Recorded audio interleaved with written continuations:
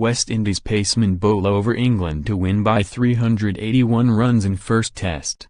The sight of Shannon Gabriel steaming in and giving Joe Root, never previously troubled by pace, a good going over here on Saturday was evidence that West Indies' unexpected dominance of this first test may not be a one-off. The England captain was seriously discomforted by West Indies' fastest bowler and appeared to be dismissed by him when he fended off a brutal delivery just after lunch straight to the cordon, but was reprieved when Gabriel was shown to have bowled a no-ball. How England needed that stroke of good fortune as they struggled to delay what will be a huge upset and a famous West Indies victory here that they suddenly seem well equipped to build on in the tests in Antigua and St Lucia still to come.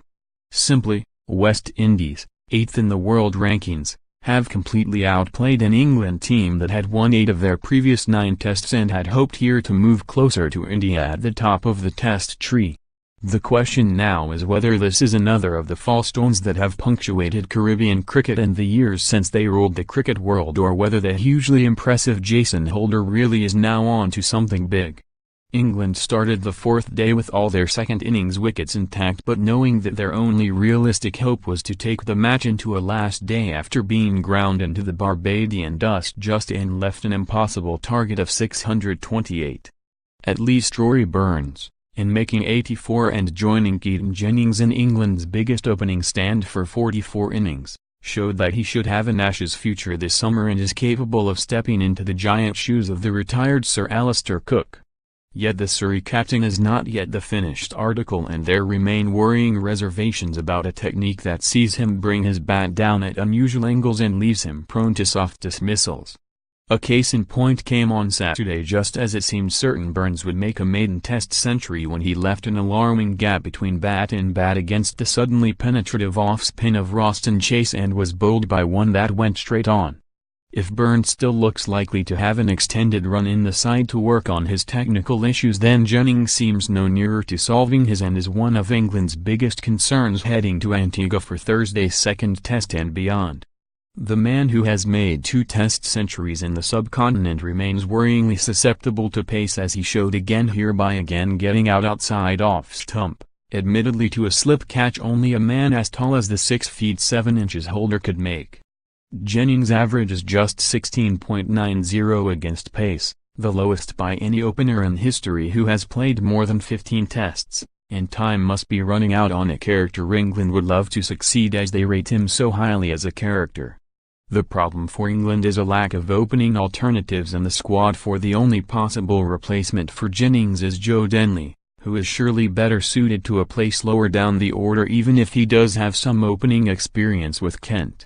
Denley had been penciled in to bat at 3 ahead of England's Sri Lanka tour, but so bad was he in the warm-ups there that England had a hasty rethink and he looked no better in his one brief appearance in the practice matches here. Really, Denley is lucky to be here, and England would have been better bringing Jason Roy here and giving him the chance to show that he could emulate Joseph Buttler and make the leap up to Test cricket without extensive red ball experience.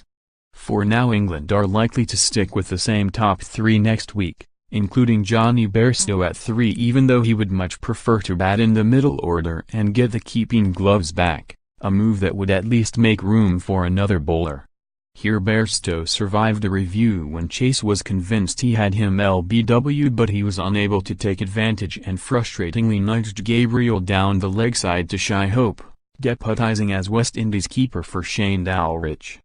But the biggest wicket for West Indies was to come when Root, who had survived his ordeal by pace from Gabriel, inexplicably guided Chase straight to slip and departed furious with himself, barely able to believe what he had done.